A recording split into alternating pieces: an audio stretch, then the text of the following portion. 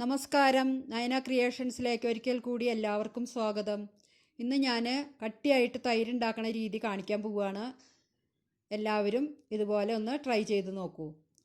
പിന്നെ എൻ്റെ ഈ ചാനൽ സബ്സ്ക്രൈബ് ചെയ്തിട്ടില്ല എന്നുണ്ടെങ്കിൽ ഒന്ന് സബ്സ്ക്രൈബ് ചെയ്തോളൂ. കൂടെ ഒരു ബെല്ലൈക്കൺ വരും, അതും കൂടി പ്രസ് ചെയ്യണം. അപ്പോൾ ഒരു ഓൾ എന്നുള്ള ഓപ്ഷൻ വരും, അതും കൂടി പ്രസ് ചെയ്തോളൂ.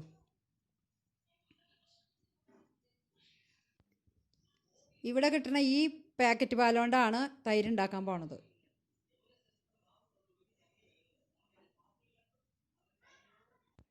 ഇനി തൈര് ഉണ്ടാക്കാൻ വേണ്ടിയിട്ട് ആവശ്യത്തിനുള്ള പാല് തിളപ്പിച്ചെടുക്കാം.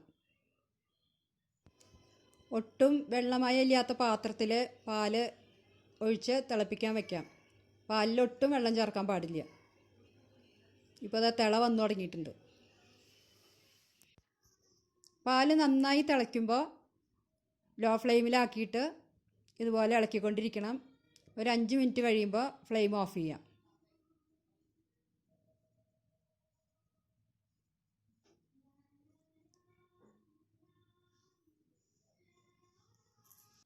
ഫ്ലെയിം ഓഫ് ചെയ്തതിന് ശേഷവും ഇതുപോലെ തന്നെ കുറച്ച് സമയം കൂടി ഇളക്കണം. ഇല്ലയെന്നുണ്ടെങ്കിൽ പാല് പാട കെട്ടും. പാട കെട്ടാണ്ടിരിക്കാൻ വേണ്ടിയിട്ടാണ് ഇങ്ങനെ ഇളക്കണത്. പാല് കുറച്ച് സമയം കൂടി ഇളക്കിയതിന് ശേഷം അത് അടച്ചു വയ്ക്കാം, അല്ലാന്നുണ്ടെങ്കിൽ പാട കിട്ടും. പാൽ അടച്ചു വെച്ചിരിക്കുന്നത് 1-2 പ്രാവശ്യം കൂടി ഇളക്കി കൊടുക്കണം.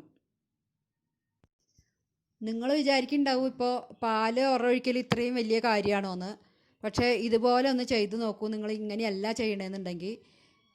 ഞങ്ങൾ ക്വാർട്ടേഴ്സിൽ നേവൽ ബേസിൽ താമസിക്കുന്ന സമയത്ത് എൻ്റെ ഒരു തമിഴ് ഫ്രണ്ട് ഉണ്ടായിരുന്നു. അവരാണ് എനിക്ക് ഇതുപോലെ ഉറവൊഴിക്കാൻ പറഞ്ഞു തന്നത്.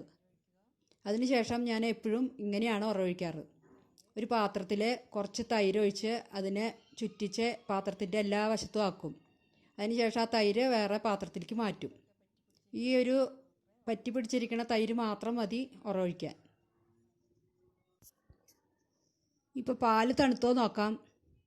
പാലിന് അധികം ചൂട് പാടില്ല, എന്നാൽ കുറച്ച് ചൂട് വേണം. നമുക്കിങ്ങനെ കൈ കൊണ്ട് തൊട്ട് നോക്കുമ്പോൾ തൊടാൻ പറ്റണ പാകം. നല്ലോണം ചൂട് കൂടിക്കഴിഞ്ഞാൽ പാല് പിരിഞ്ഞു പോവും. കുട്ടികൾക്ക് കുടിക്കാൻ കൊടുക്കണ ആ പാകം മതി. ഒരു 25 ഡിഗ്രിയൊക്കെ ചൂട് മതിയാവും. ഇനി ഉറവൊഴിക്കാനുള്ള പാത്രം ശരിയാക്കി വെച്ചേക്കണത് ഒരു സൈഡിലേക്ക് വെച്ച് ഇതിലേക്ക് ഉറവൊഴിക്കാം.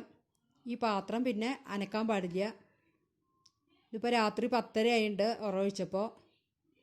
ഇനി നാളെ രാവിലെ ആകുമ്പോഴേക്കും നല്ല കട്ടിയായിട്ടുള്ള തൈര് റെഡി ആയിട്ടുണ്ടാവും. തൈര് നല്ല കട്ടിയായി വന്നിട്ടുണ്ട്. നല്ല തൈരായിട്ടുണ്ട്. ഇനി അധികം പുളി വേണ്ടാത്തവർക്ക് ഇത് ഇപ്പോൾ തന്നെ ഫ്രിഡ്ജിലേക്ക് വെക്കാം. പുളി കൂടുതൽ വേണമെന്നുണ്ടെങ്കിൽ ഇത് പുളി കുറച്ച് സമയം കൂടി ഒരു 2-3 മണിക്കൂർ നേരത്തേക്ക് പുറത്ത് വെച്ചാൽ മതി. ഇപ്പോൾ നല്ല കട്ടിയായിട്ടുള്ള തൈര് റെഡി ആയിട്ടുണ്ട്.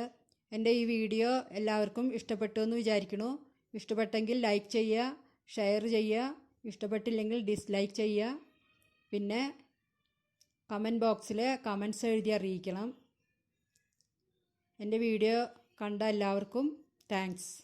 ഇനി അടുത്തൊരു വീഡിയോയുമായി കാണും വരെ ബൈ.